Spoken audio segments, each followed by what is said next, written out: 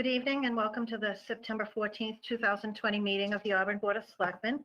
This open meeting of the Auburn Board of Selectmen is being conducted remotely, consistent with Governor Baker's executive order of March 12, 2020, due to the current state of emergency in the Commonwealth due to the outbreak of COVID-19 virus. For the public to join the meeting remotely by telephone, call 1-408-650-3123 and enter access code 235-235-861, or the public can join via computer at gotomeeting.com/join/235-235-861. I can now confirm that all members of the Board of Selectmen are present. Myself as chairman, Tristan Liberty vice chairman, members Daniel Carpenter, Lionel Berthium, and Scott Wren, along with the town manager, assistant town manager, and the administrative assistant who will be taking the minutes. Our first, all votes will be taken by a roll call vote as they have to be heard. So no raising of the hands for votes, please. The first item we have are public hearings and presentations. We have none. We have no communications. Actually, the only communication that we have came in that the town manager just referenced town council's letter regarding a future agenda item. If we need to stop when that agenda item comes up, I'll give board members time to read that letter. Under Board of Selectmen general items, we have a discussion and potential vote on the Auburn Housing Authority vote not to allow remote participation meetings and the Board of Selectmen's appointee to the authority. So as members know, the Board of Selectmen had an appointment to fill a vacancy on the Auburn Housing Authority. We made our appointment and have since learned that the resident who we appointed has some concerns because she cannot participate in person in the meetings. Having informed the chairman of the Housing Authority of that, he told her he would get back to her, and we've been informed that the Housing Authority took a vote to not to allow remote participation. I'm going to ask the town manager to just speak on this just for a minute, because I've looked for the agenda posting and I looked for the recording of the meeting, and I have been unable to find the actual vote that was taken. So Mrs. Jacobson, have you been able to find any further information on this? Through the chair to the members of the Board of Selectmen. Likewise, I wanted to be able to give the board more information for their discussion tonight. So I also tried to find something on YouTube or Auburn cable television, any type of recording of the meeting so I could watch it ahead of time. I couldn't find the recording, so I contacted Chris Hugo, our cable manager, who explained that he covers meetings that are actually posted at the clerk's office. So we contacted the clerk's office, and we were informed that initially the Housing Authority had given an agenda and a meeting posting to the clerk's office, but it wasn't signed, which is required under the law. So the clerk's office got back to the Housing Authority and explained that they couldn't post it until they received a signed copy of the agenda posting. And apparently that never came in the day of the meeting. So technically the meeting was not posted. So therefore it was not covered by cable television. Before I open it up to board members, and certainly there would need to be a discussion on this, if the meeting wasn't posted, you've checked with the town clerk's office and it wasn't duly posted, does that, so that potentially raises a concern of an open meeting law violation? Correct. Am I correct in believing that if the meeting wasn't posted properly and was in violation of the open meeting law, they would have to take another vote on this, as a vote would be void? Through the chair, whenever, if something like that were to happen, in one of the town boards or commissions, that would be the advice of town council, would be that any discussion and vote that took place at a meeting that wasn't duly posted technically would be invalid because the meeting was supposed to be posted. So if it was a board or commission that was under the control of the town or the board of selectmen, the advice from town council and myself would be to hold another meeting and have that same discussion again in a public meeting and then take the vote again. I would say the vote would really be null and void if it wasn't properly posted. I don't know for sure. I don't know what the discussion was at the Housing Authority that day. I do know from the appointee that the board made to fill that vacant seat until the election next May, that appointee had reached out to me to say she had spoken with the chair and that the chair had explained that the Auburn Housing Authority had voted not to allow remote participation. So other than that correspondence from your appointee to the board right now, I don't have any other proof that that vote took place because again, there was no agenda. I did look at the agenda that initially was submitted that wasn't posted because it wasn't signed. And I didn't see anything specific to a vote on remote participation. The only item I saw, and again, the meeting technically wasn't posted, so the vote would be void, but the only thing I saw that maybe would relate to it was a discussion and vote to change the board meeting format. I'm not sure if that's where the Housing Authority planned on having that discussion. Again, there was nothing on the agenda that specifically talked about remote meeting participation. So I'll now open it up to board comment and questions. So we have two issues before us, whether the board wishes to take any action, send any letter. I know that I certainly am disappointed in the position, especially with the governor's position on remote participation. But we have two issues here: a potential open meeting law violation, if in fact we learn further that it was, and request them to address that open meeting law violation, and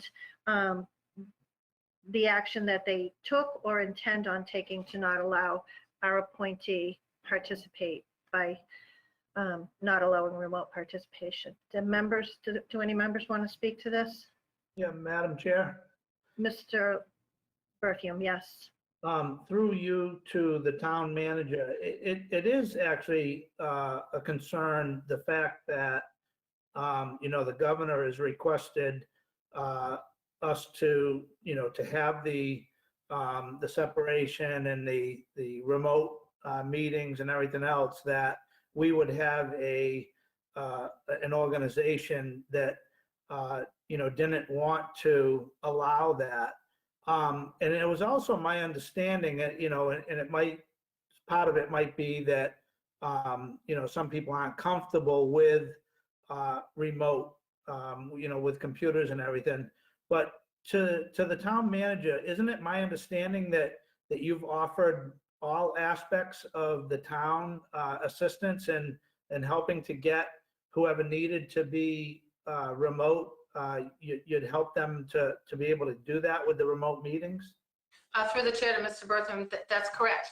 I did reach out to the chair when this was first brought to my attention, and I contacted him by telephone and explained and offered our town assistance. Ed and I talked about it, and we felt, as you said, a lot of people are just not comfortable with remote. Maybe they've never done it before. The first time, it's not easy. We all know that. Even the second time, it's not easy. So I had offered the assistance of myself and our IT department to help walk them through the process. How is it done? I recommended a remote model. I said not your entire board wouldn't have to be remote, although that's what's recommended. The governor and the Department of Public Health are recommending that everybody participate remotely. But if someone truly felt that they had to be in person, maybe they don't have a computer, they have no access to it, I recommended they could look at a hybrid model where at least they made remote participation available to, number one, this member who has a situation where she cannot be exposed to anybody, so can't be in person. And number two, for anyone at the Housing Authority who lives there or members of the public who want to come in and speak to that board, who may have health compromised immune systems, and they're concerned for their own safety in going into a meeting that's taking place in person.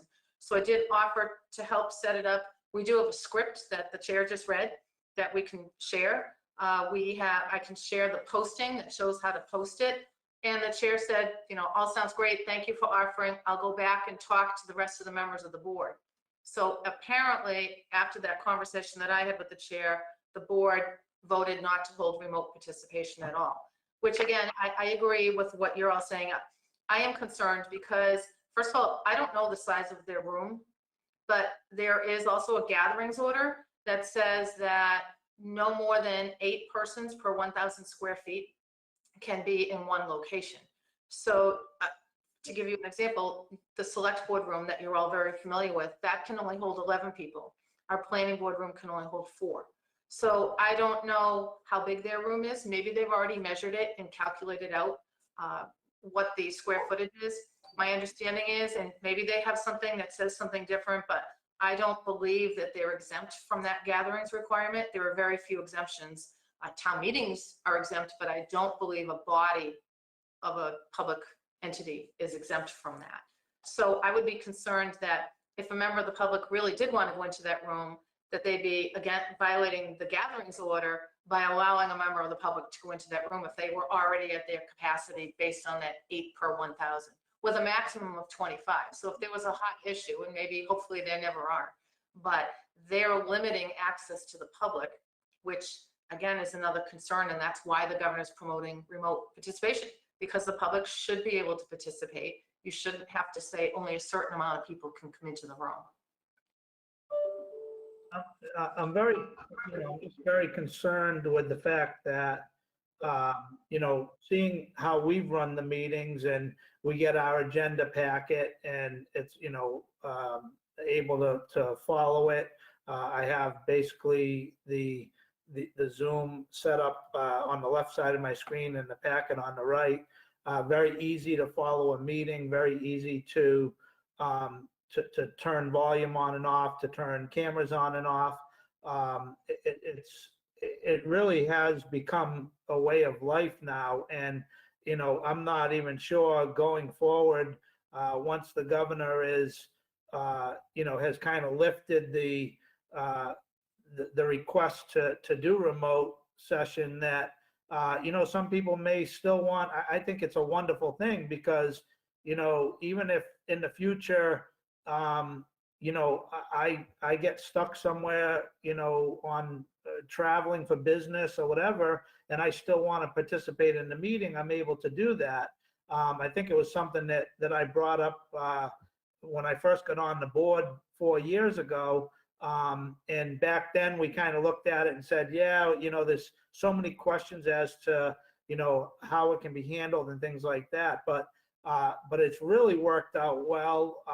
It's probably, I don't know if it's a way that Sharon can go back and even look to the minutes and things like that. But it really is a great way now to have a meeting. And it's very, very disappointing to me that, that a board, especially after we just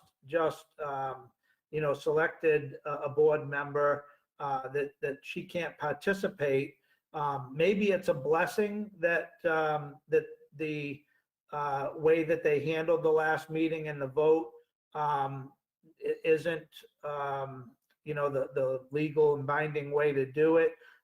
It might be a blessing that they can kind of look at the the remote meetings. And also I would recommend that we send a letter as a board to them, expressing disappointment with their initial vote, expressing that the town manager is able to help anybody with being able to do remote meetings, and that this is really probably going to become a way of the future, and they really need to reconsider what their thoughts are on that, even for themselves, if they're not feeling well or going to be out, that they can participate in the meeting.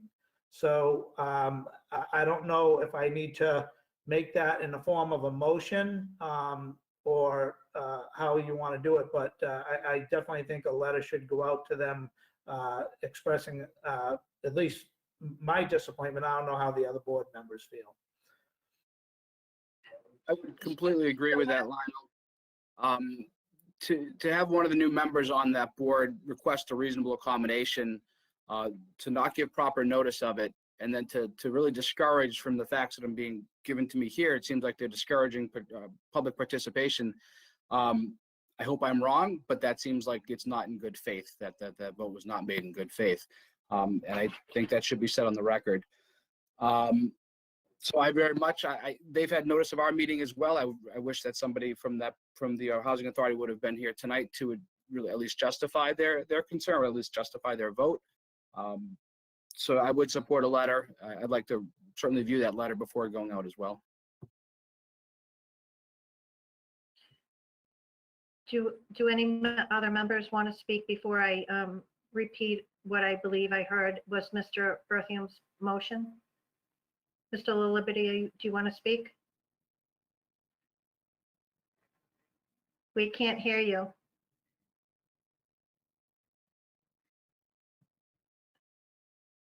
We can't hear you, Tristan. Do you want to call in?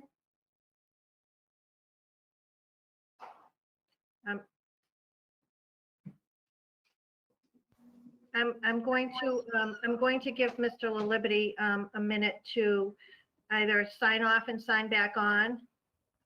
He's going to call in. So I will not repeat the motion until Mr. LaLiberty is on. Mr. Carpenter, do I see you unmuted? Yes, Madam Chair. Did you want to speak to this? Yes, Let me just interrupt you for a minute. Do you want to wait a minute until Mr. LaLiberty can hear your comments? Sure, that's. Okay, so we are going to pause. Madam Chair? Are you telling me you can hear us, Mr. LaLiberty? Okay, Mr. Carpenter, go ahead and make your comments as Mr. LaLiberty can hear your comments. Okay. I am very concerned. I think we should be, as a community, and the Housing Authority is part of our community, you know, being open, and as it's already been said, the town has offered its considerable assistance to them in case of a lack of ability or qualified staff of their own to do that. So I would hope that they would reconsider their decision not to have remote participation. I just do want to be cautious. They are an independent elected board. They do not fall under the town charter, and they do not answer to this board. So any letter or communication, especially where we're not quite sure of the facts, it seems like we're not 100% clear as to whether there was an open meeting violation, which we wouldn't be responsible for enforcing either way. That we just be very cautious and respectful of the board, you know, that we be respectful of the board and you know, attempt to persuade them to reconsider their position. Thank you. Thank you, Mr. Carpenter. And I would agree with you that you know, our letter needs to indicate that that our disappointment in their vote limiting the participation of the person that we appointed to their board. Mr. LaLiberty, can you do you have something to say? I see you're on your phone now. Yeah, hopefully. Can you hear me Great. now? Yes, we can. Thank you. Okay, great. Yeah, I can hear all of you. I don't know, for whatever reason, I guess my mic isn't working on my computer. I would just say that I agreed with everything Mr. Berthium and Mr. Wren said. I'm really disappointed and a little frustrated with the decision of the body not to allow one of our members who was just appointed access to the meetings. I think it really damages their effectiveness as a board, not being at full participation. And I don't think it's really fair or respectful to that member, forcing them to choose between their own personal health and serving on the board. So I would support a letter just voicing our concerns over their decision, and hopefully when they actually do take the vote, that they, or take the vote properly, that they'll reconsider their decision. Thank you. Is there any other board comments? Madam Chair, I would just respectfully ask that we don't use the word disappointment and just ask them to reconsider, or I don't think we want to put a value or a judgment, a potential judgment on it. We could just simply ask them to reconsider, and for all the reasons that have already been stated. Thank you. So I'll turn to Mr. Berthium, because I wrote down what I believed was the intent of your motion that I planned on reading back, and you, in your language, use the word expressed the board's disappointment in your position of not allowing remote participation. I'd like to, it is disappointment. It's disappointment in the fact that we have all of this technology available to us, and we have a new member. We have somebody in the town, and I think it's an awesome thing that we had so many people running for selectmen this year. We had people that are interested in the boards now, and we're starting to get community involvement. And then to turn around and basically kind of when we have the technology to not offer that technology, that's disappointing to me. And I would like to leave my motion the way it is. Thank you. So I'm going to read the motion as I heard it, and if it's incorrect, please correct it before I ask for a second. Mr. Berthium moves to authorize the town manager to draft a letter from the Board of Selectmen to the Board of Commissioners at the Housing Authority, expressing their disappointment in their position on not allowing remote participation, particularly in, I'm sorry, I've got to get this right, particularly in a member that the Board of Selectmen just appointed. Is that correct, Mr. Berthium? Yes, and just say that we would Ask them to reconsider their, and the final piece would be to ask for reconsideration of their position. That's correct, please. We have a motion. Is there a second? I'll second the motion. We have a second by Mr. La Liberty. Is there further discussion? I just want to point out, I was making some notes while people were speaking, and Mr. Berthium talked about Ms. Jacobson's offer to help everyone with any issues with remote participation. And I'll just point out to the board members that the vice chairman, as well as the person who they identified as their preferred candidate, were both able to participate in a remote meeting when we were holding interviews and ultimately appointing a member. So I have great confidence that the Board of Commissioners can do this. Is there any other comment? Okay, I'm going to call the vote. Mr. Berthium? Yes. Mr. Wren? Yes. Mr. Carpenter? I'm going to abstain due to concerns over the wording of the motion. Okay, thank you. Mr. La Liberty? Yes. And the chair votes yes. So we have 4 affirmative and 1 abstention on that. Thank you, everyone, for your comments. The next item we have is a drain layers license application for Stormy Construction Incorporated of Millbury, Mass. Enclosed are the application documents and recommendation of the Board of Sewer Commissioners, and just for Mr. Wren's first vote in a drain layers license. Generally, we have the applicant come in, but this is something that we've allowed the Board of Sewer Commissioners to handle the references and background. So we just base our recommendation on what the Board of Sewer Commissioners, as long as they've done previous work and they have good, clean recommendations, we don't require them to come in. All other applicants for licenses need to come in at least the first time before the Board of Selectmen. So are there any questions or comments on this? Seeing none, is there a motion regarding the application for a drain layers license for Stormy Construction, Inc. of Millbury? Mr. Chair. I'll make a motion to, Go ahead, Tristan. I'll make a motion to approve the license, provided that all applicable requirements of the state and town and any of its departments, boards, and commissions have been fulfilled. Said license is subject to all conditions stated upon it, and failure to comply with any and all of the conditions shall invalidate the license and render it null and void. Is there a second? I'll second.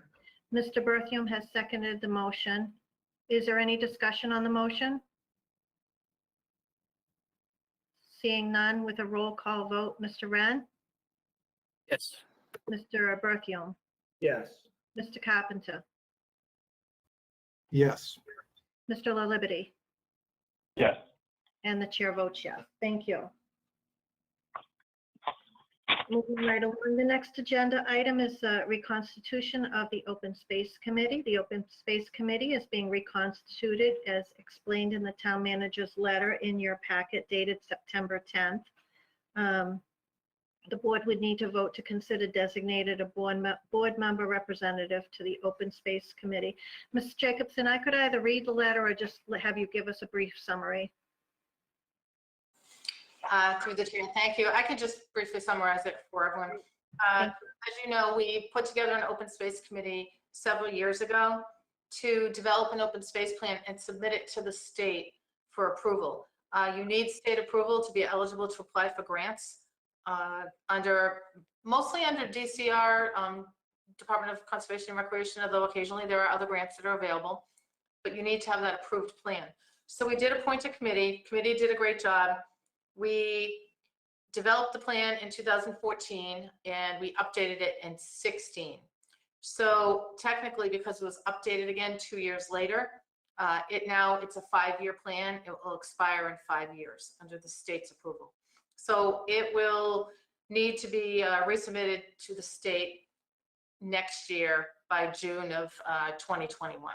So we'd like to put together an open space committee to review the current plan, update it, and work with our town planner, Adam Menard, who I just want to give the opportunity. Adam is on this call. So Adam, if you have anything to add about this? Hi, this is Adam. Julie, you kind of captured the intent of it. The state is very specific about what the plan requires information, what it entails, how to write the plan. Looking for somebody from the Board of Selectmen would like to participate in the board, that would be terrific. There's somebody from the planning board that volunteered at last week's meeting, and I'm offering to say another spot to the Conservation Commission. If somebody from their Board of Commissioners interested, as well as a couple kind of at-large residents. So it's probably going to be about 8 months effort. There'll be a lot of public outreach. The big crux of the committee will be to kind of develop the goals and action plan for the next 7 years. So we're really looking for the residents to kind of give their input and see what they like the town to do with preserving open space, preserving conservation land, and developing and improving the recreation opportunities in town. Thank you, Adam. And before any members, before I open up to members who may be interested in serving on this, do you recall what type of time commitment this was? Were they meeting like the Board of Selectmen, like twice a month, or were they meeting monthly, every week? Were they meeting later in the day or in the evening? Do you recall that? Through the chair, I'll jump in because I'm not sure that the town planner, Adam, was here at that time. Okay. I can tell you that it really is up to the committee as to what kind of time they want to put into it. I mean, many of our advisory committees meet once a month. Sometimes when you have to have public hearings and additional public meetings, it adds a little bit to that. But Adam, I don't know if you've thought about this in a different manner. Generally, we check with the members and ask what works for them as far as meeting. The good thing is right now, as I believe Lionel pointed out too, with remote meeting, if indeed beyond COVID, which we all hope will end, but if we go beyond COVID and the board wants to consider allowing boards and commissions and taking a vote to allow you to remote participate after COVID, a lot of it could be done remotely, and it may be easier for people to participate in the open space plan meetings. Did you have a set schedule in mind at this point? Or are you going to wait for the members to kind of hash it out as to what works for them all? I'm kind of envisioning once a month as the particular day or time. That's up to the members. Open to whatever they like to do. I don't foresee needing to meet more than once a month, but if it comes to that, as we get close to any deadlines, that's always a possibility. So I'll open it up to board members if there are any board members who are interested in serving on this committee. I'd like to do this committee, and nobody else cares. Mr. Wren has shown an interest in serving on the committee. Is there anyone else? Is there a motion to appoint Mr. Wren to the Open Space Committee as the board's representative? So moved. Mr. Berthium has a motion. Is there, Second. Mr. Lilly seconded it, so we have a motion to appoint Mr. Wren as the board's representative on the Open Space Committee. And it's been seconded by Mr. LaLiberty. Mr. Wren, roll call vote. Aye. Mr. Berthium, Yes. Mr. Carpenter, Yes. Mr. LaLiberty, Yes. and the chair votes yes. Thank you for your willingness to serve. Thank Next you. item we have is gift. The planning board aspects, so I like that. Well, you have to also bring back reports to the full board, so make sure you take notes. There is no gift acceptance. There are no proclamation or recognition requests. We have some heavy-duty items with the town manager, so this may take a bit of discussion.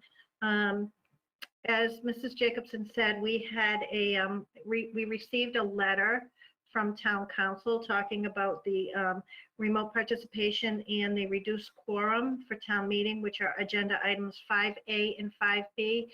Do any members need a couple minutes to look at that letter? I know it came in right before the meeting. We can take a brief recess if any members need that. Seeing none. Mrs. Jacobson, discussion on ability to hold remote participation at town meeting per Chapter 92 of the Acts of 2020. Thank you. Through the chair, as you know, we included in your packet a copy of Chapter 92 of the Acts of 2020. And this was really a municipal relief package that the legislature passed to give some relief to municipalities across the Commonwealth in dealing with certain deadlines and certain challenges with getting the work done of local government. So what we're referring to tonight are two sections that relate to town meeting. And we were tracking the legislation. There were a number of different proposals that were out there, and this is the one that ended up being passed. And fortunately for us, this one was passed in its current form because it applies to both representative and open town meeting. So some of the other legislation only applied to one or the other. So these two sections do apply to representative town meeting, which is what Auburn has. So the first section, to follow up on a conversation we were just having about remote participation. The reason I asked town council Bob Hennigan to provide an outline for you, I wanted you to see and us to see the many, many steps that are required to have remote participation at a town meeting. It's a lot more challenging than it is to have remote participation in a meeting such as Board of Selectmen or Housing Authority or any of our other boards and commissions, we have 120 elected town meeting members. Plus we have all of the Finance Committee, the Board of Selectmen, the school committee, and the employees, both on the school department side and the town side. So when you think about it, we're talking about 150 people minimum that need to participate. And then we have all the department heads that need to be there and be able to participate. And it also is open to the public for participation. So we're talking about a massive undertaking. And I think what's important to note is the town council has pointed out to me, you can go through all of these steps and you can see there are posting steps, which is why we asked to put it on your agenda tonight, just as a discussion, not as a vote, because you have to post your intent to potentially vote it. There are a lot of steps to be had, but the step that concerned us the most in this law is that you have to convene your town meeting. So let's say you voted to do it remotely. You have to convene the town meeting. And if the town meeting members all voted not to have it remotely, if the vote was a majority not to do that, you couldn't continue the meeting remotely. So there's just that chance that even if you go through all of this, there could be a majority of town meeting members who say, I don't want to do this remotely. So while I believe remote is the way to go with 99.9% of our meetings, whether they're public meetings or internal meetings, Ed and I have talked to town council about this. We've also talked to the town clerk and we've talked to the moderator. And as you can see, a request to go remote also needs to come from the moderator, because technically town meeting is the moderator's meeting. And I can just tell you a couple of the concerns in addition to what I just mentioned. Number one, the volume of people on a call. We are very concerned that with 150 plus people on a call, we don't want anyone to be missed who potentially wants to speak. It's very difficult to take the votes, and we're gonna have to go through this again. I'm not sure if a roll call vote is needed. It's needed in your meetings, but you have 5 people. How do you do a roll call vote with 120 people? So that's a concern. Our other concern is the technology. 120 members, we looked at our demographics, and there are quite a few of those members that are older, not necessarily in the workforce, so maybe necessarily might not have access to a computer that can handle this type of participation. So the moderator had also expressed a concern that is everybody going to be adept enough to be able to participate, because we have to have a quorum, which will be the next thing we get to, but assuming nothing changes, you'd still need a 80 to participate. So you'd have to show up with 80. Sorry, I think that was yours, Mr. Liberty. I think it just had a little static on our end. We're reading lips, though. I saw you said sorry, okay? So I think in speaking to the moderator, the town clerk, Eddie, and myself, our thought was if we can find another way to hold town meeting that is physically safe for people and still gives access to everybody and access to the public, like we did it outside in June, that was an alternative to the remote, because we just don't know that we can get everybody to have the right technology to participate with that kind of volume. So obviously the town meeting now is scheduled for October 27th. We all know we've had 2 Halloween blizzards. So don't want to jinx it, but clearly we could have a snowstorm on October 27th. You could have beautiful weather on October 27th, but you're risking having it outside. Ed has pointed out at 7 p.m. it's dark. So you've got a lighting issue, you've got a temperature issue. So in lieu of outside, we're looking at some type of hybrid situation, similar to what we did with the outside, where maybe we could divide the town meeting members within either the high school or the middle school, and maybe use multiple rooms to hold this. And therefore, it's not technically remote with all of this work involved, but people within the same building can still participate, have their voices heard, watch it. And those who have health compromised situations that are uncomfortable, we're working on, again, seeing if we could set them up in their cars like we did at the June meeting, and streaming this through 1610 AM so they could hear the whole thing. and give them paddles and put a monitor outside. So when the vote came, those people could vote, because there are going to be people, regardless of how many rooms we use, they're going to be concerned about going inside. So we're working with the school department and the school superintendent to see if there's another model that we can use that's unique. We talked about a drive-in model. You know, can we set it up like a drive-in movie with our big screen, have everybody drive in and participate? It's still an option, but the concern on that still is the temperature. If it's cold, people are going to want to keep turning their cars on. So we're not quite sure that's the best model. We're going to have to make a decision in the next week or so. But we didn't want to make that decision without bringing this option to you. As a Board of Selectmen, you have the option to consider remote participation. And if you did vote that way, we obviously will do whatever it takes to get that done. Pardon me. So our recommendation right now is that we arrange some type of physical on-site location at either the high school or the middle school that would accommodate up to 120. And again, if the next item passes and we can reduce the quorum, you still have to accommodate for 120 members, because what if 120 showed up? So we still want to make whatever arrangements we have to make everybody feel safe and comfortable participating in this town meeting. Ed, do you want to add anything to that on the remote?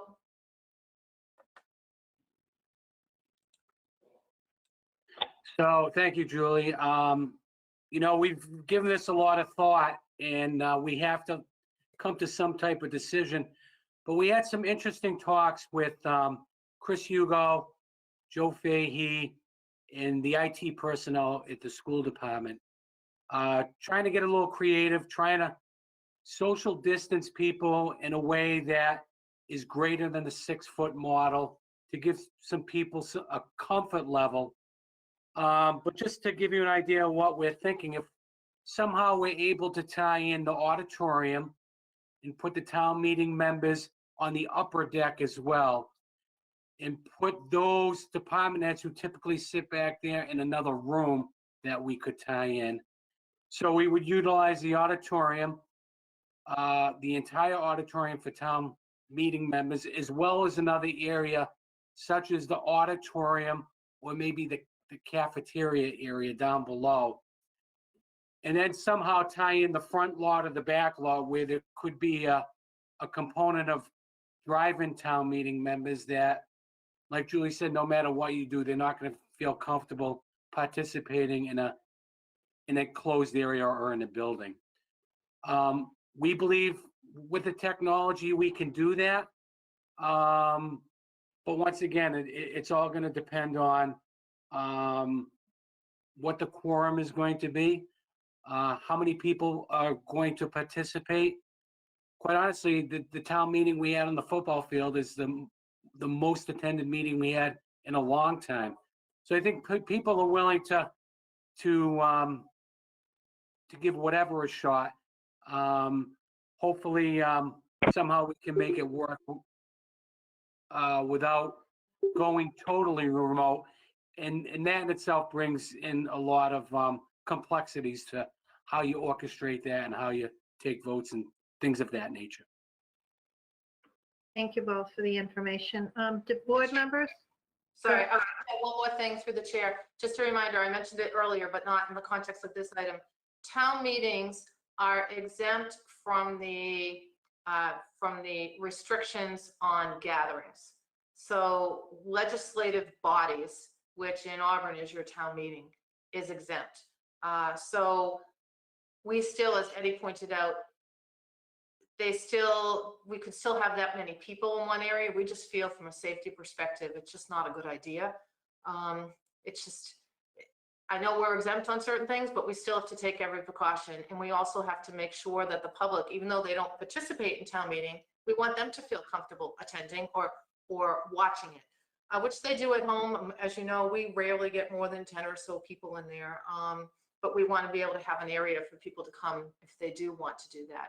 And to add one more thing to what Eddie said, we would also give consideration to putting the school committee in one room, the Board of Selectmen in one room, and maybe the Finance Committee in one room, because they're not voting either, but they want to watch. So that would get a lot of people out of that one area and spread them out even more. Thank you. Thank you. Do board members have any questions or comments? Madam Chair? Is, Mr. Carpenter, please.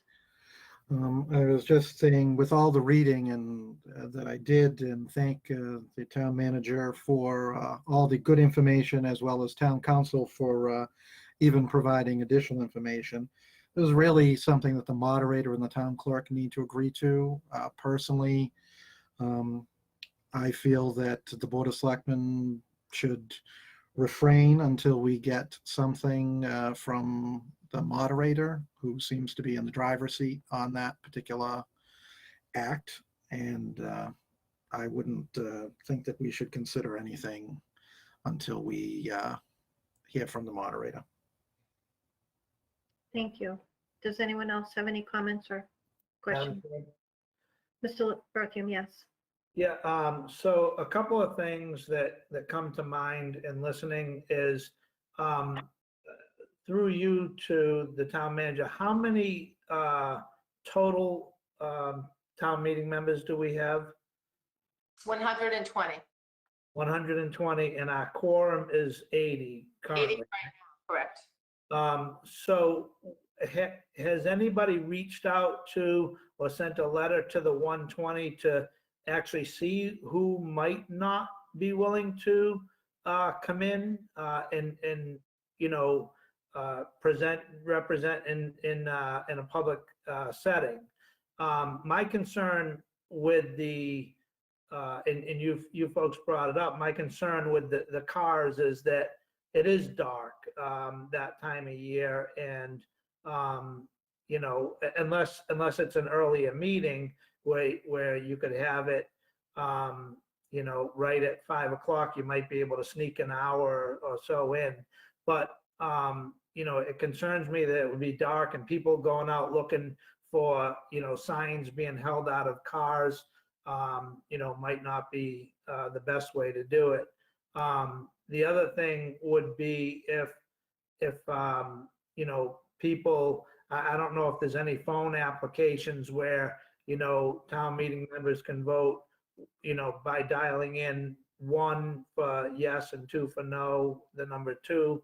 But, you know, to look into that. I know we're on very short term right now for the, obviously, our October 27th meeting.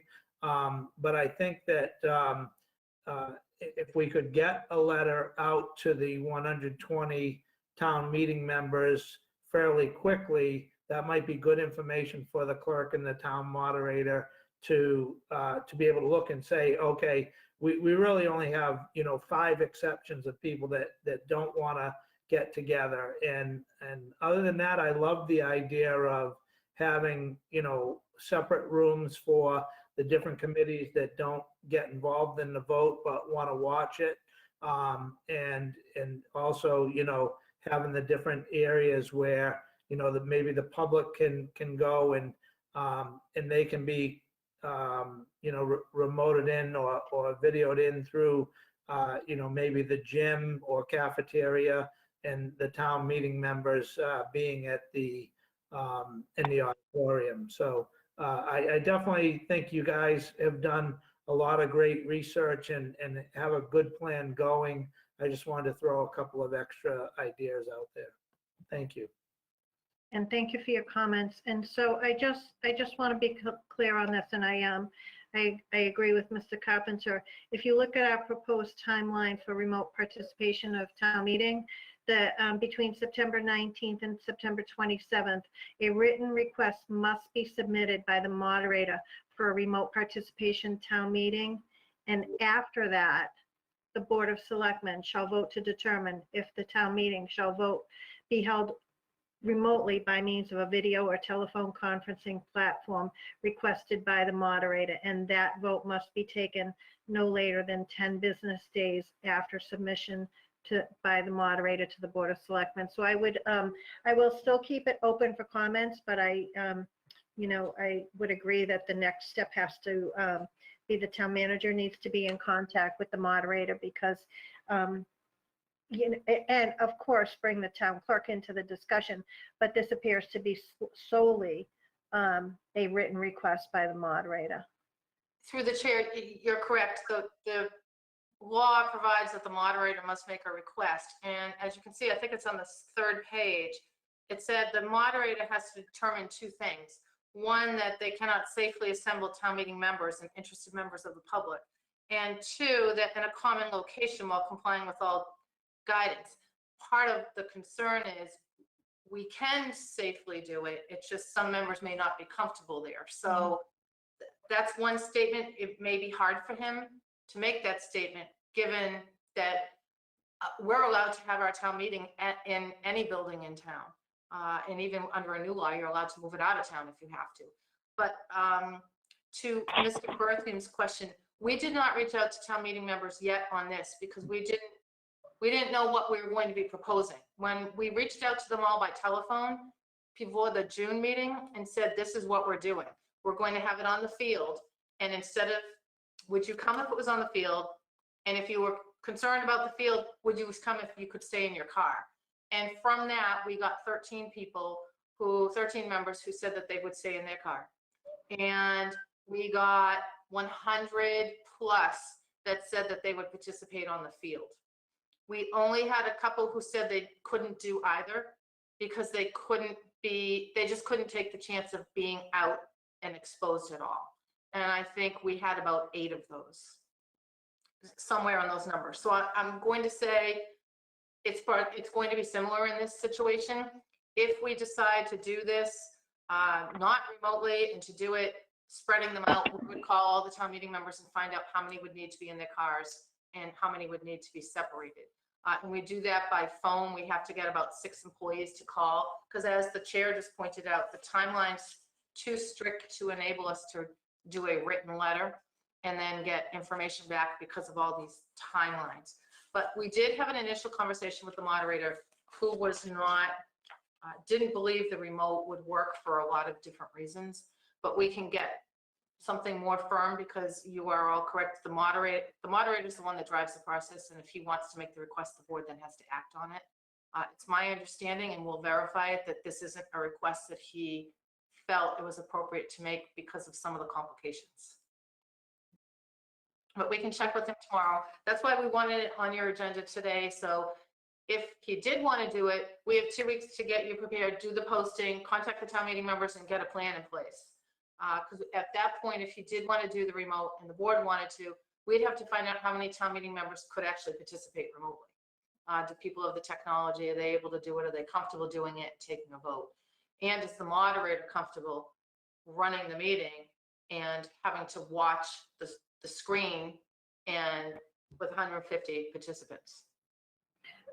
So, Mrs. Jacobson, you'll speak to the moderator in the next couple of days and get a definitive answer on how he wants to proceed?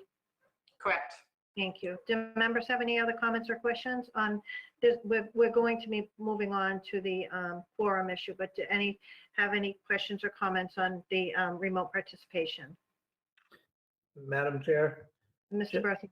just a question. If the moderator were to try to do the remote and you had that 150 people on the screen,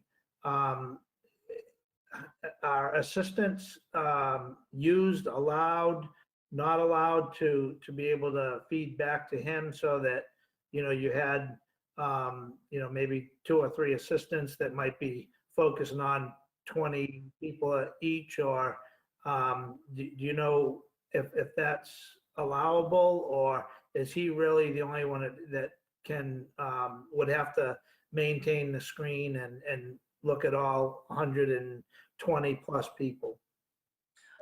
Through the chair, it's my understanding that someone could help the moderator. I'm sure we could figure that out. And I just want to make sure I'm clear. I apologize, it still affects us, but open town meeting has a different process to follow for remote than representative town meeting. So we are just talking about Auburn's right now.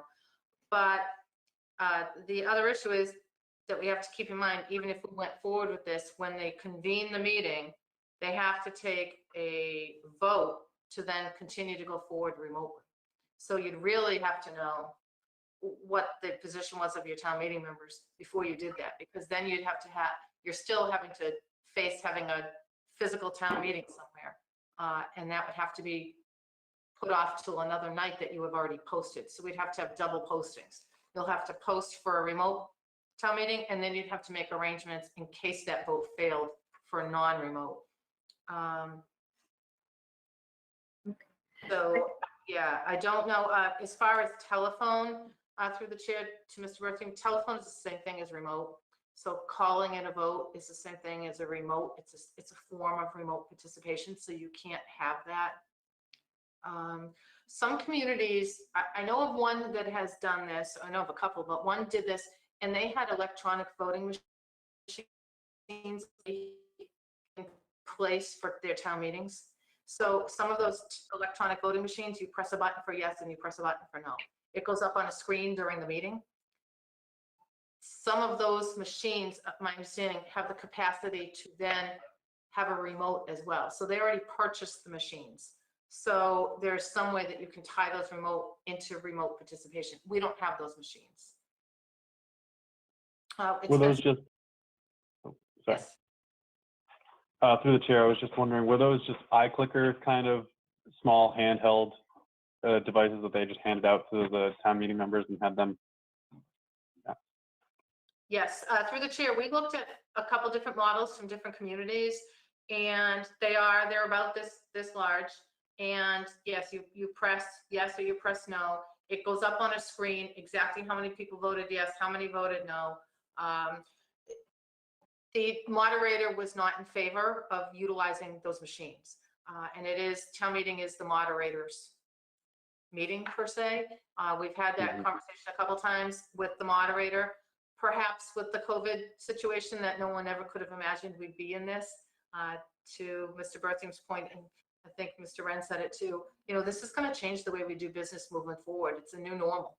And maybe the new normal should include things like electronic voting machines, because if you have them in place and you have to use them for remote, then you're one step ahead rather than having to set the whole thing up. There are a couple companies, the clerk's office did a lot of research into these machines, and they did find a company that would come in and do one of our town meetings with these machines free of charge, just to see if we liked it. And if we liked it, then we could go ahead and purchase them. But again, you have to have the support of the moderator to want to have this type of machine.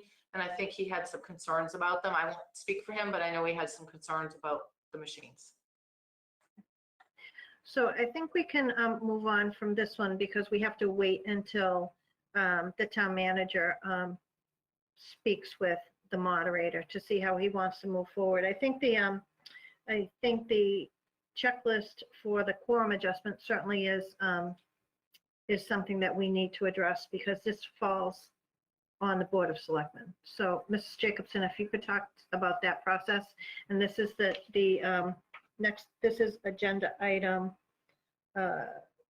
5B, the discussion on ability to reduce the quorum for town meeting per chapter 92 of the Acts of 2020. You're muted.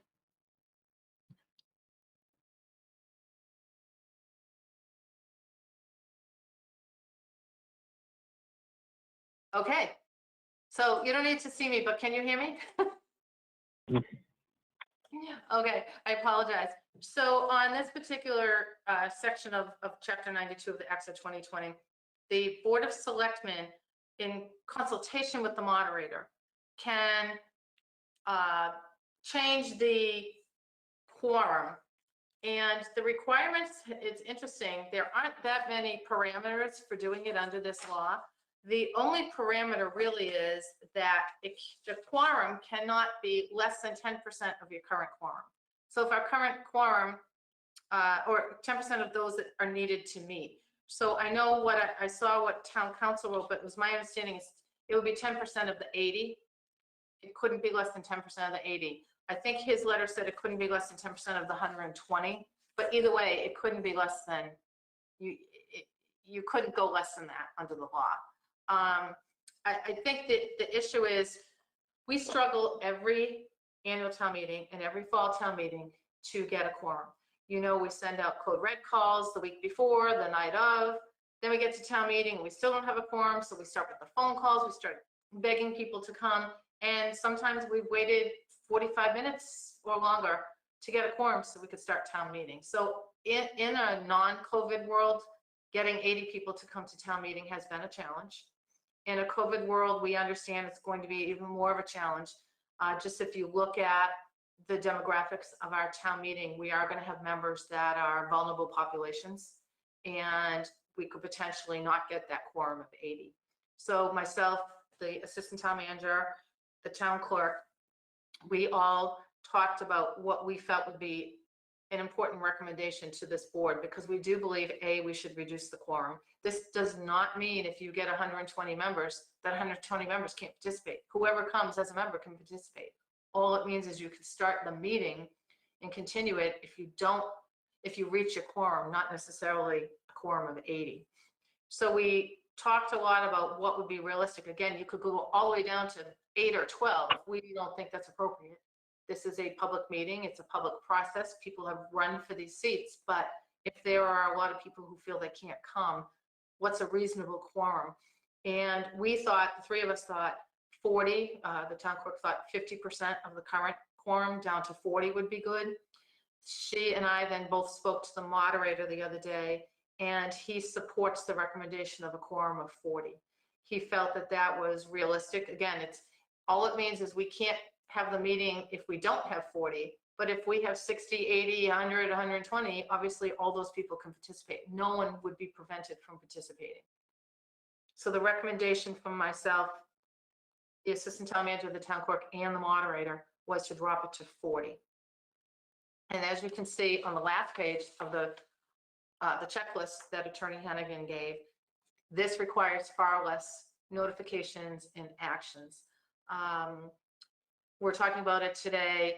Your next meeting is September 28th. If you wanted to do this, you would have to publish a notice of intent to vote, which actually, as you can see from his letter, is really just posting an agenda early. Instead of 48 hours, you'd have to post it not less than 7 days before the 28th. So by the 21st, on or before the 21st, we would have to post a public notice that you were going to be considering reducing the quorum.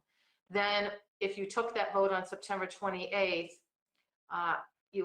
10 days after that, not less than 10 days after that, the town clerk has to notify the Attorney General of your vote. Those are the only steps. So the posting of it, the actual vote, and then the town clerk tells the Attorney General. And again, on this, per chapter 92, it is supposed to be a recommendation and the moderator working with the board to determine the quorum. So I am passing the message along to the moderator. Based on my call with him, he said to let you know that he would support a recommendation of 40. Again, there would be public postings and you have plenty of time to discuss it. So I'll open it up for board comment, but my first comment on this, and I agree that we should reduce the quorum. I just feel for the record, because this is all new territory, I would like to see something in writing from the moderator that he supports the reduction to 40. Just for the record. I trust your conversation, but I feel it's important because this is all new territory. We have letters from town council. We have documents from you. I'd like to just hear from the moderator or have something in writing. Mm-hmm. I'll open it up to board comment or questions. Mr. Berthium, did you have your? Yeah, Madam Chair, I just want to say that I actually like the fact that if we could reduce it to 40. I think it's kind of ridiculous to sit. I watch most of the town meetings remotely on my TV, and to sit there for 40 minutes waiting to get a quorum is, I think, also disturbing and disappointing. If there's 120 people that ran to get elected to do town meeting, it really shouldn't be that hard to get 80 people there. But in the case of COVID, and even in the future, I like the fact of 40 because it still gives a good mix of people that are interested in being there and responsible to be there on time. And it allows the meeting to get started. And but it also, if 120, like the town manager said, if 120 people can show up, that's awesome. We have that many to vote. But I don't think our meetings should be held up any longer. And it seems to be the norm that our meetings are held up because of the whole quorum thing. So I actually love the idea of reducing it to 40 and getting the meeting started. And hopefully, we get much more participation than that 40, but at least if the meeting is at 7, it starts at 7. So I'm 100% in agreement with going down to 40. Thank you. Mr. Chairman, I want to add something that I should have said in the beginning, and it does say it in Attorney Hennigan's letter. Chapter 92 of the Act of 2020 only applied to town meetings that are held during the COVID-19 state of emergency, as declared by the governor. So this is not a permanent reduction of the quorum. Even though moving forward, I agree, sometimes it's hard, it's going to continue to be hard to get that 80. If you take this vote on the 28th, it would only apply to any town meeting that was held during the COVID-19 state of emergency in Massachusetts by the governor. So if the governor were to remove that prior to next May, then your quorum will go back up to 80 next May. So this is a temporary, not a permanent situation. Thank you. Do any other members have any questions or comments? Yes, this is Scott Wren. I'd just like to comment that this has my full support as well.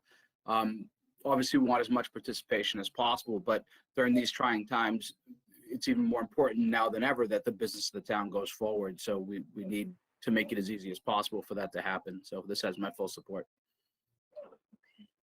So I believe, I'm not sure if we need a motion, but I would prefer to have a motion that the board votes in support of publishing a notice of its intention to consider an adjustment of the town meeting quorum requirements as per the governor's order. Does anyone want to make that motion? So moved, Madam Chair. Mr. Wren has made the motion. Is there a second? I'll second. Mr. Berthium has made a second. Sharon, did you get that motion okay?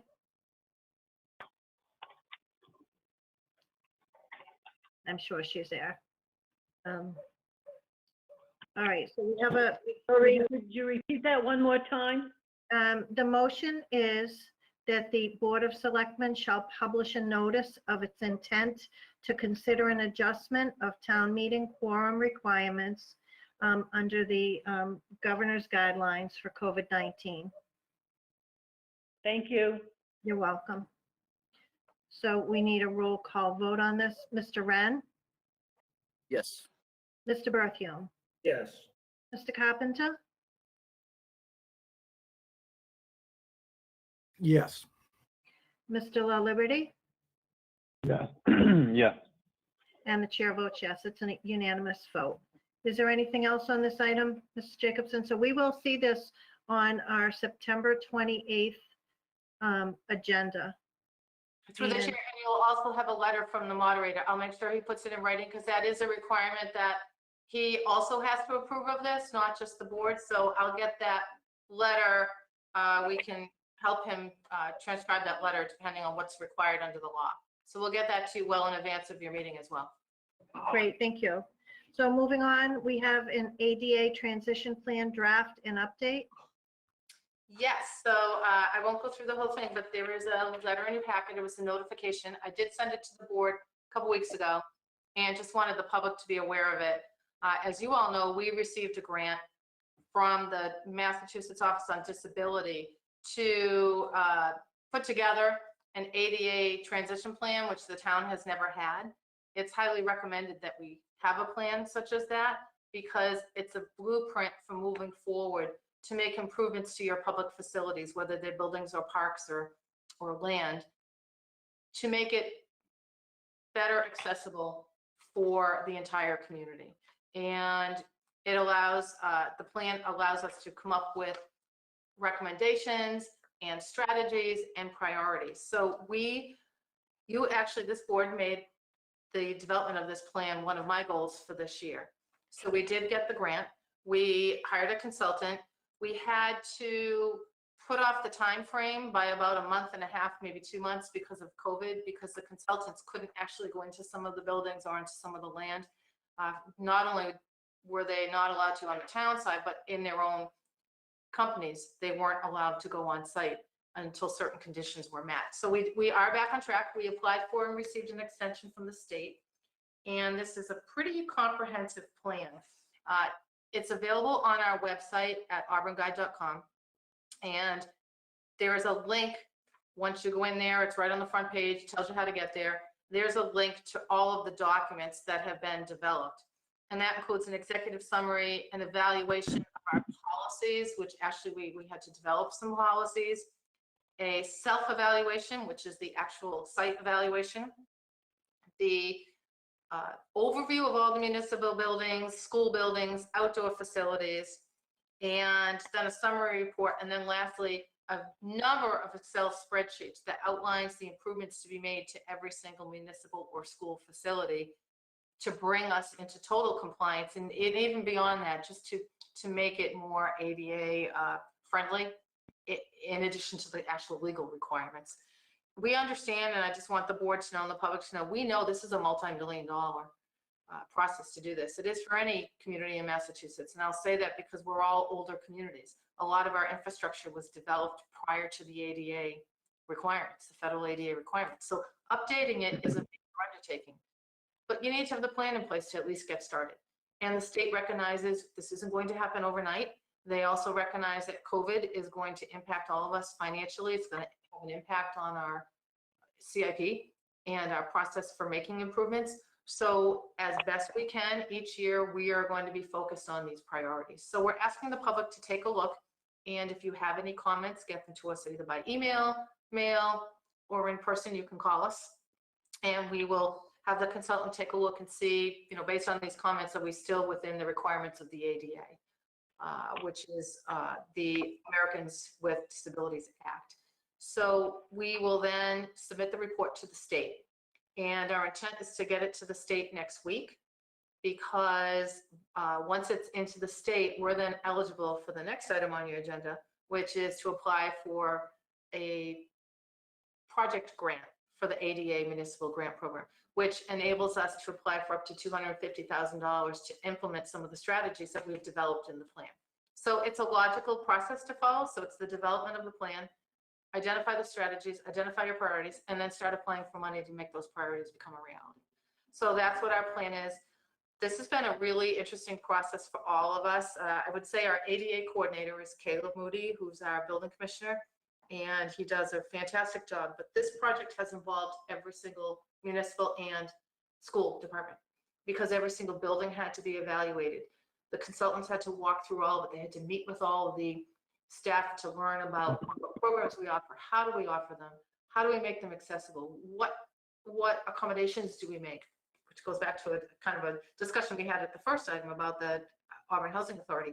It's even if it's something that's not required by the law, we should all be doing our best to make accommodations for those who have a disability or a need that we can possibly address. So we're asking the public to get the comments to us by next Monday so we can get this off to the state next week and go to the next step, which is apply for grant funding. Great, thank you for that. Do any members have any comments or questions? Seeing none, great job on that.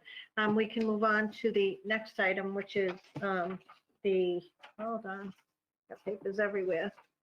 The vote to authorize the town manager to apply for, accept, and expend grant funds under the fiscal year 21 cycle of the Municipal ADA Improvement Grant Program. Mrs. Jacobson. $250,000.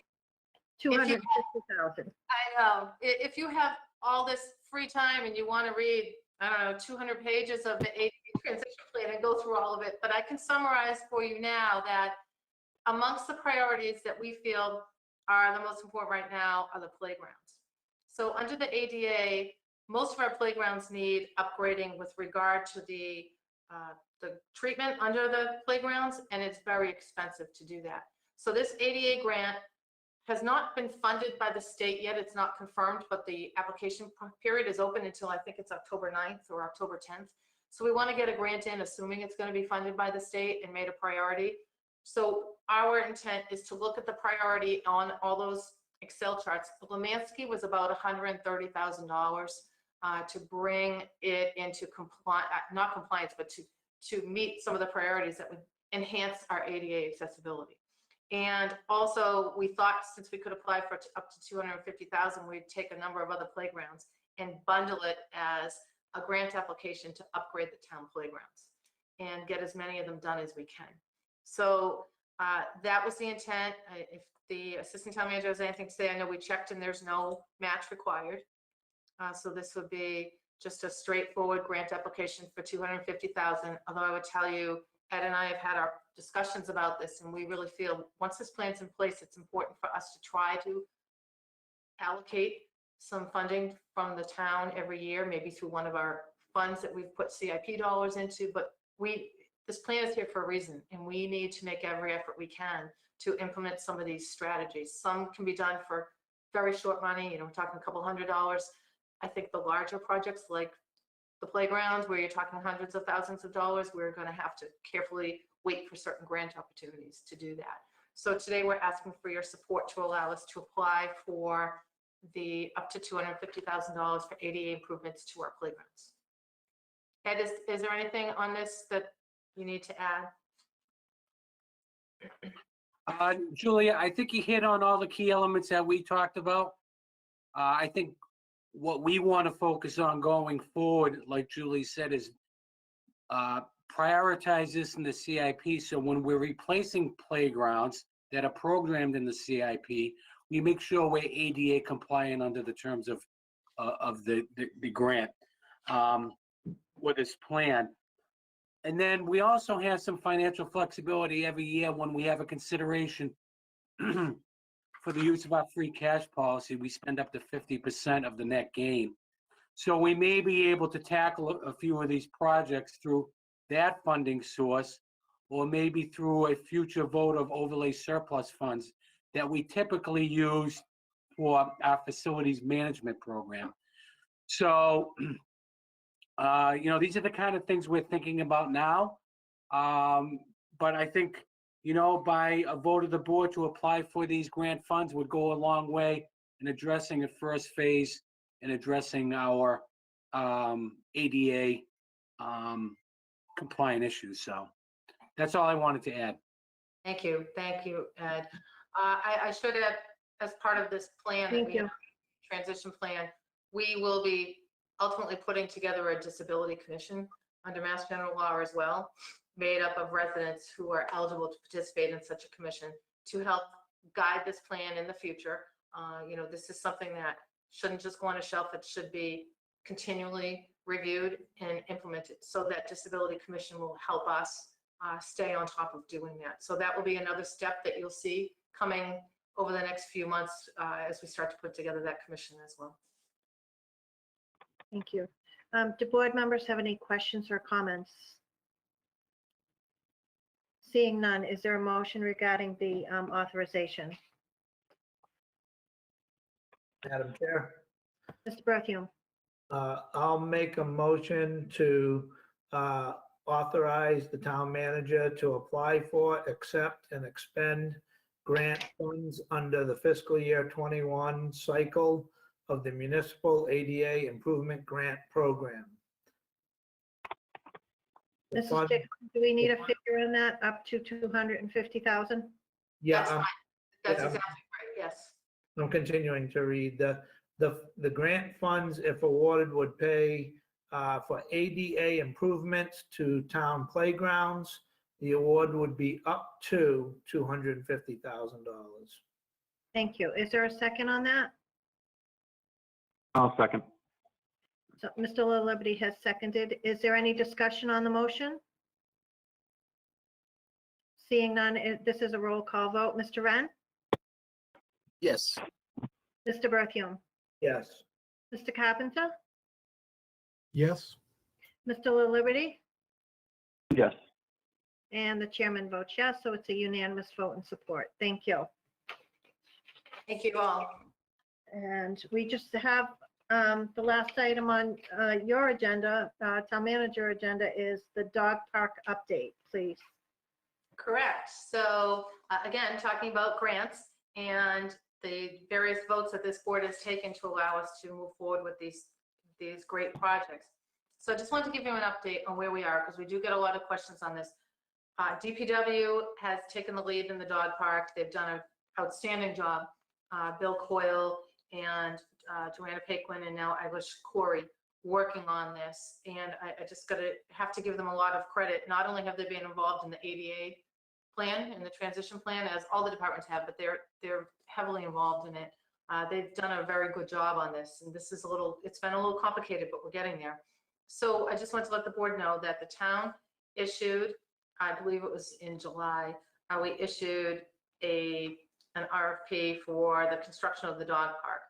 And it went out to bid with the plan, design, and bid documents that had been prepared for us by our consultant. And that was through a grant from the Stanton Foundation to pay for the design.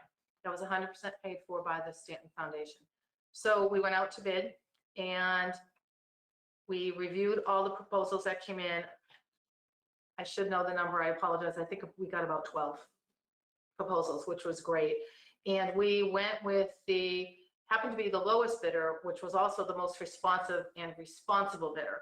So we are in the process of working with that bidder to come up with a contract. So we couldn't award the contract until we had the grant dollars in place, because you can't execute a contract for a project if you don't have the money in place. So we worked with the Stanton Foundation and they were wonderful. We developed an MOU, a memorandum of agreement that the Stanton Foundation requires. And we signed that memorandum of agreement, I think about 10 days ago. That enabled the Stanton Foundation to go to the board, execute the agreement, and then send the funds to us for the construction of the dog park. So we were approved for the dog park construction. And as a result of now having that money in place, we sent a letter of award for the project to the winning bidder last week. And we also sent letters to the bidders that were not selected. All of those went out Friday, so I'm only hesitating in saying the name because I want to make sure, out of fairness, everyone has a chance to get their letters so they know that they were or were not selected. But we will be working with the company that was selected to develop a contract. So just the details, the Stanton Foundation approved a grant for us for $222,969 for the construction of the dog park. That's in addition to the $20,000 that was for the design. And the Fur Friends of Auburn, as you know, because you voted to accept an increased donation, they are donating $24,774 toward this project, and that's the required match. So the total project cost is $247,743 in addition to the design. And again, for those watching, this board knows, but no taxpayer dollars are funding this project. This is all funded by the Stanton Foundation and the Fur Friends of Auburn. So we're forever grateful to the Fur Friends. They've done an outstanding job.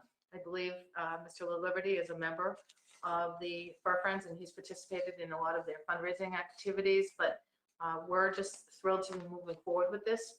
As far as schedules go, the contract will have to be reviewed by town council. You know, it's $250,000. We want to make sure everything's done right. We anticipate work once we get the contract back to probably start early fall, and the project should be completed by June 30th. DPW in the meantime will start working on the same time frame to disassemble and unconstruct the current skateboard park, which is where the new dog park is going. And then as that site gets prepped and ready for the new dog park, in the spring, they'll be able to relocate and start working on the new skateboard park. And as part of this, we also had to negotiate with National Grid an assent agreement because there is an easement that runs through the land where the dog park's going. And we had to make sure that National Grid would give us that easement so that we would be able to construct the park and still provide the easement to them to access what they need to do. So that was reviewed by town council over the summer, and that has been executed as well. So everything's ready to go now, and it's just getting this contract in place with the new vendor.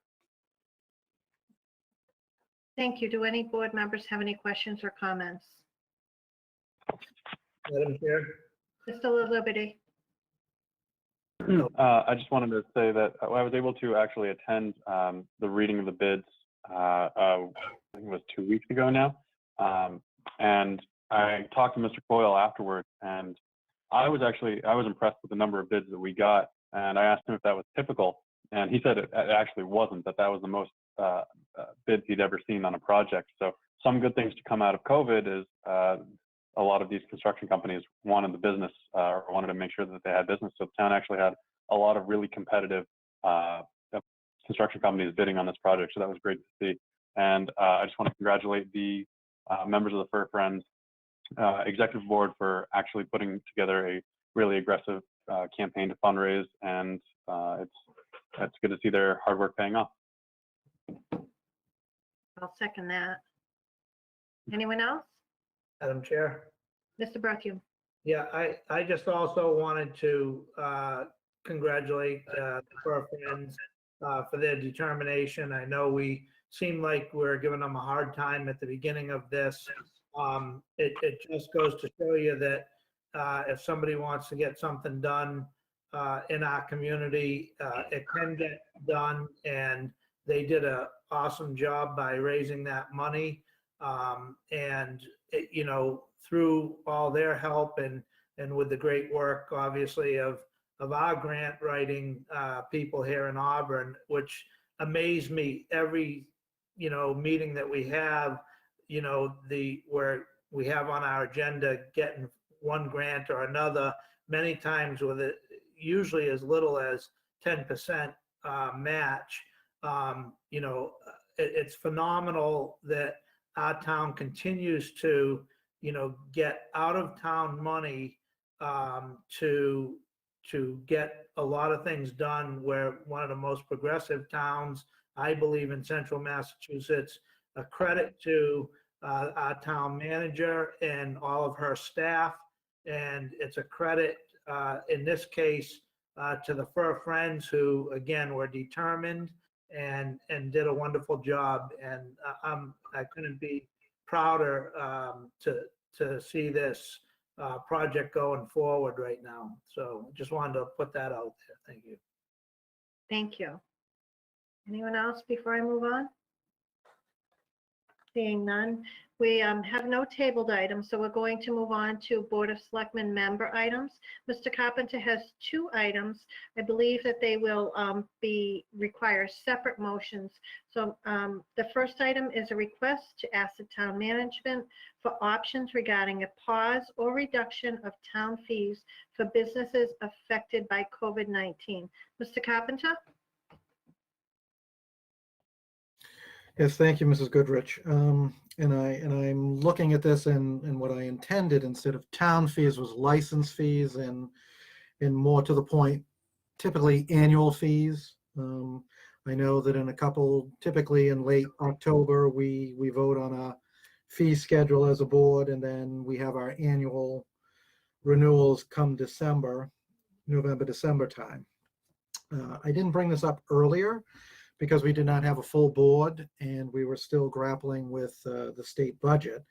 So once we had a full board, I thought it was appropriate to bring these forward. I have had discussions on and off over the years with different board members and obviously the manager and the accountant on these items. And I thought that this would be a good time to at least explore some local relief.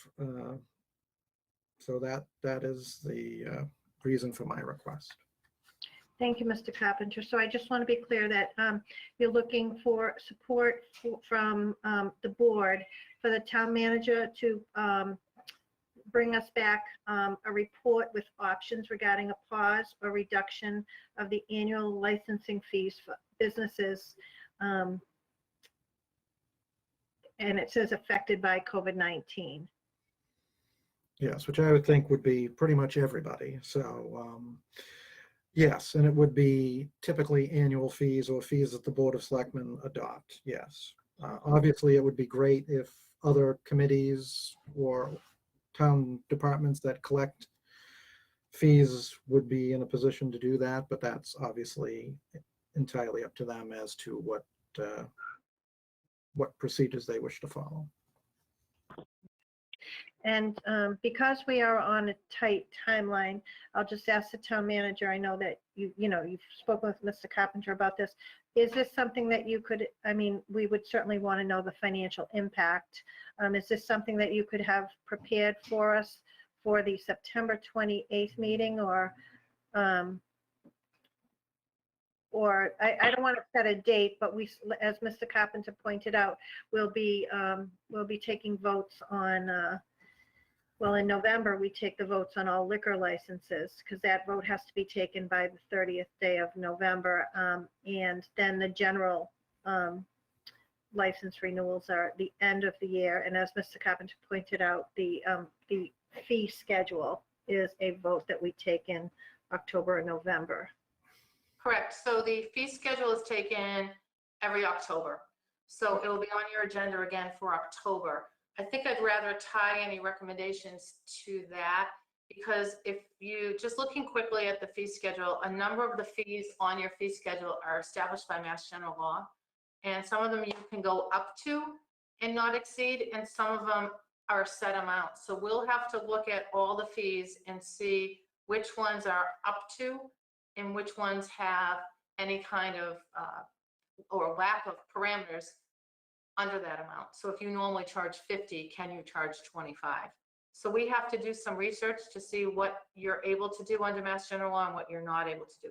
And I believe the liquor license, I think you have more leeway on that. I don't believe those fees are established by the License Commission other than the application fees, but some of the actual license fees are this board recommendation. So I don't know that we can have it for the 28th, because that's only in 2 weeks, which would mean less than 2 weeks to get it on your agenda, which gets posted the previous Thursday.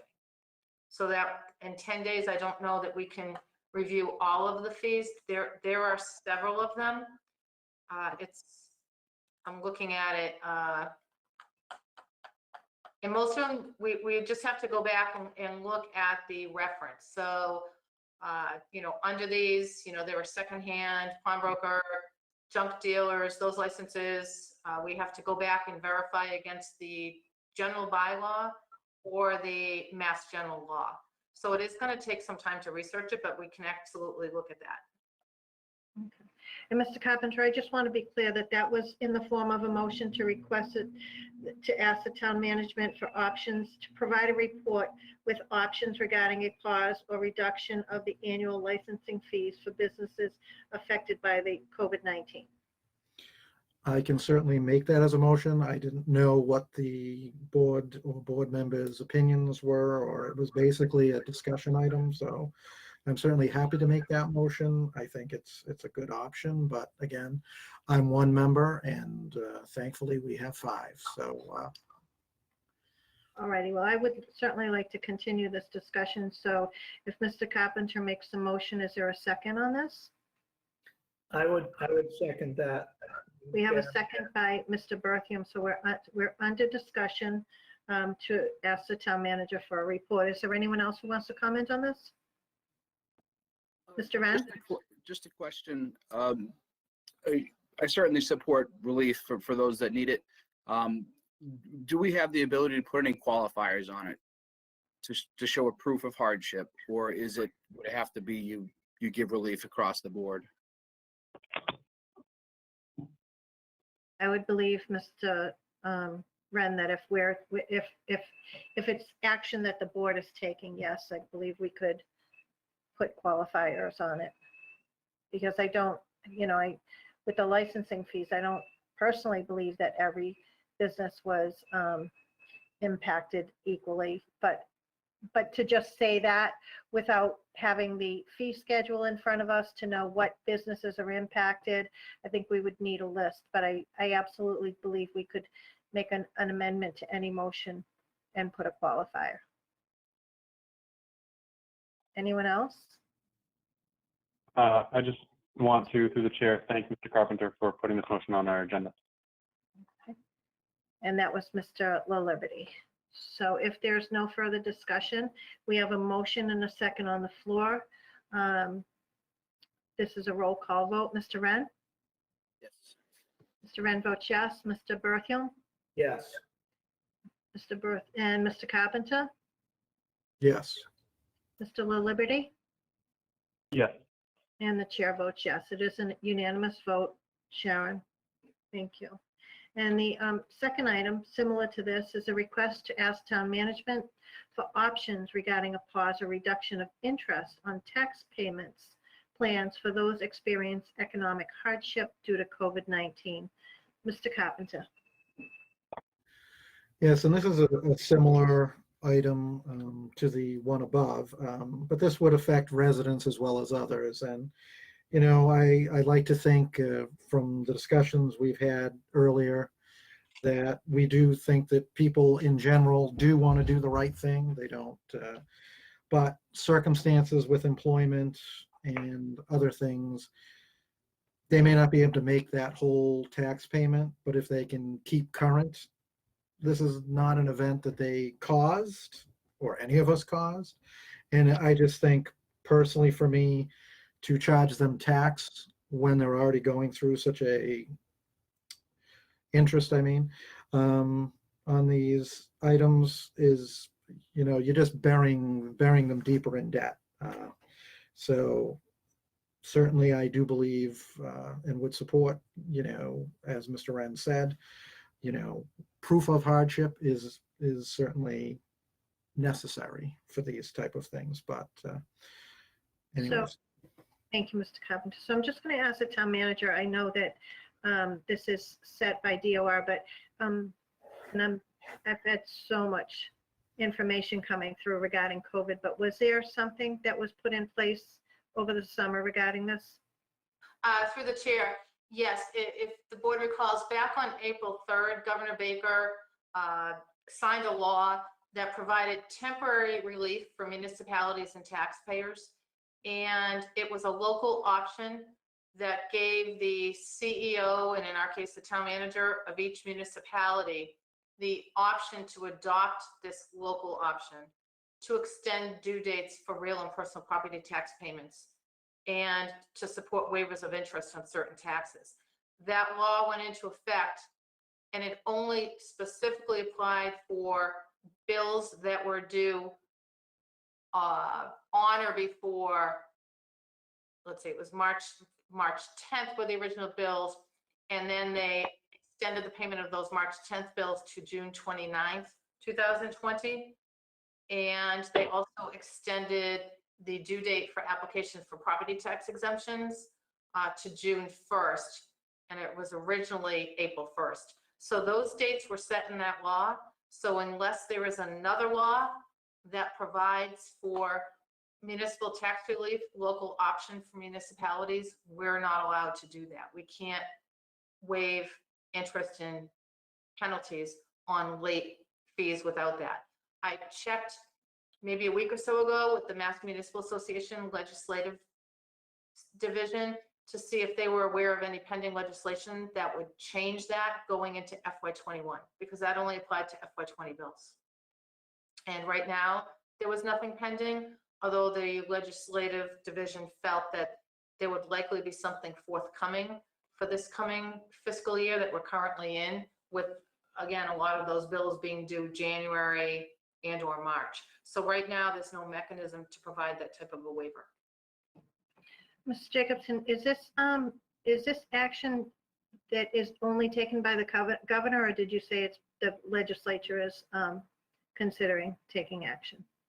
Right now, there's no legislation pending, but the law that was passed through the legislature, and I believe it was a piece of legislation that the governor then signed. It was not an executive order or governor's order that didn't go through the legislature. This was actual legislation that was signed into law, and it was specific to the FY20 bills. So right now, as of, I don't know, a week or so ago, I'm not aware of any legislation that's pending to put this local option for fee waivers and penalty waivers right now. It doesn't mean there won't be legislation, but right now there is none. Mr. Kazanovich, Are you aware, and maybe there's another mechanism, but is there another mechanism other than this law that allows us to waive interest and penalty and postpone taxpayers having to pay bills? There is a hardship clause that allows for deferment of payment of property taxes, but you have to meet certain criteria, and it's allowed for a period of 5 years. That was in place even pre-COVID-19, but that's limited. So they have to prove the hardship. Offhand, I don't know what qualifies an individual to defer those taxes for a period of time, but it is very specific. And we can make that known to the board. I can consult with our assessor, who has to pre-qualify those individuals and determine that they do meet that hardship, and the deferral would apply. So we can get back to the board on those specifics to see if that opens up any opportunities for those who may be feeling this economic hit right now. Mr. Carpenter, did you want to follow up with anything on that? No, I think that's exactly what I was asking for is options, and certainly I'm not opposed at a future date, depending on what those options are, to ask the board for further action, even petitioning the legislature to come up with something, because I think this relief is needed, and I don't want to see another 2008 situation come through where we see residents in because they can't afford to pay their taxes and there's no good alternative for them. So, but that's a premature. So I would make a motion that we ask for that report, and that's all I have. Mr. Carpenter has made a motion to request a report from town management on options regarding a pause or reduction of interest on payment plans for those experiencing economic hardship due to COVID-19. Is there a second? Madam Chair, I'll second it for discussion. Mr. Berthium has seconded. Go ahead, Mr. Berthium. I'm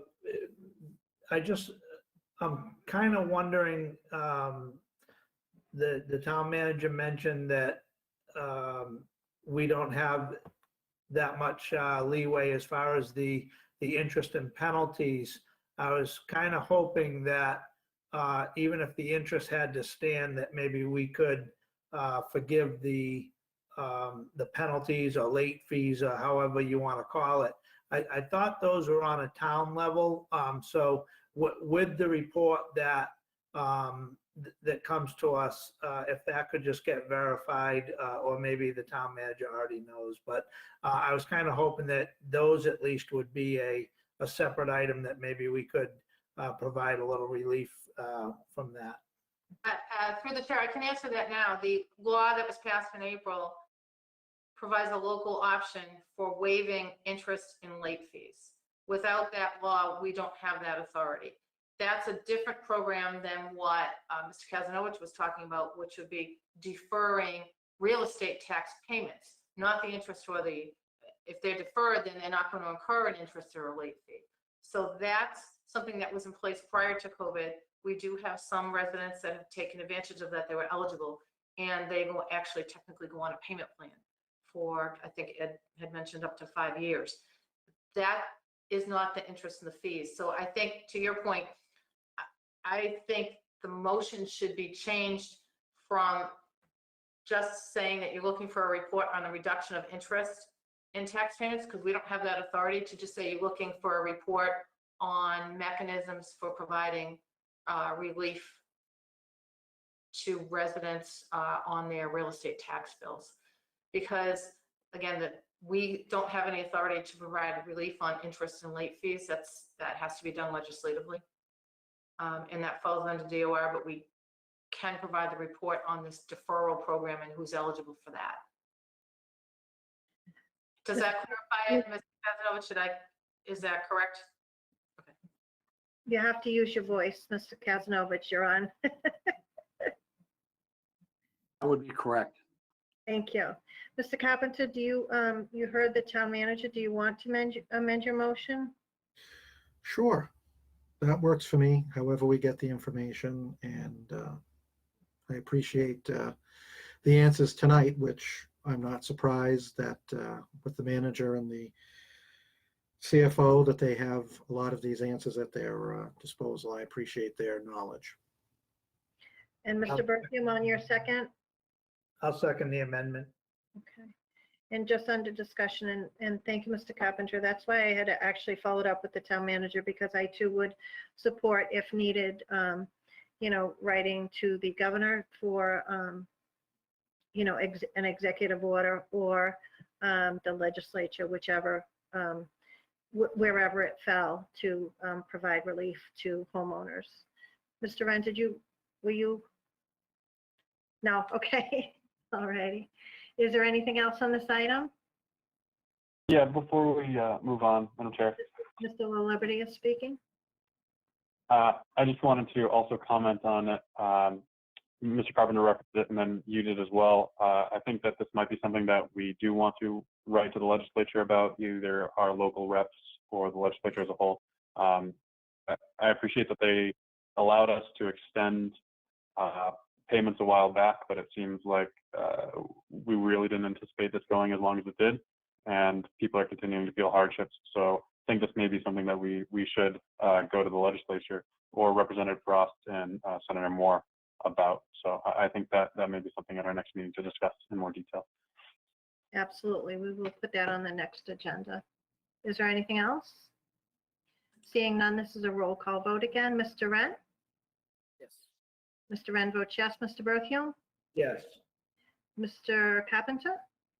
Yes. Mr. La Liberty? Yes. And the chair votes yes. Thank you, everyone. And I don't see anything else on the agenda under Board of Selectmen member items. Does anyone have anything? No, seeing none. We do have, Madam Chair, can I just, one last thing, I apologize. I don't mean to take over the meeting. no, go ahead. I just wanted to mention a fundraiser, and as we're talking about helping those in need, this is a difficult time to be in a charitable organization or a nonprofit organization having to raise funds. The Auburn Historical Society, which runs the museum on South Street, is having a spaghetti supper. It's a little different this year. It's all takeout. But if people are interested, it's Saturday, October 3rd.